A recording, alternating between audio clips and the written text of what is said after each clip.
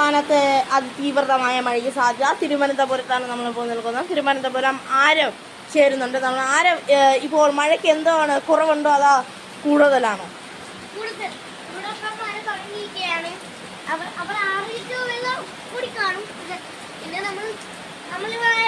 അറിയാൻ പറ്റൂല. നമ്മള് ചിലപ്പോ കപ്പുസൂയിലൊക്കെ ചിലപ്പോ വെള്ളമൊക്കെ ഓടി കാണും. നമുക്ക് അറിയില്ലല്ലോ.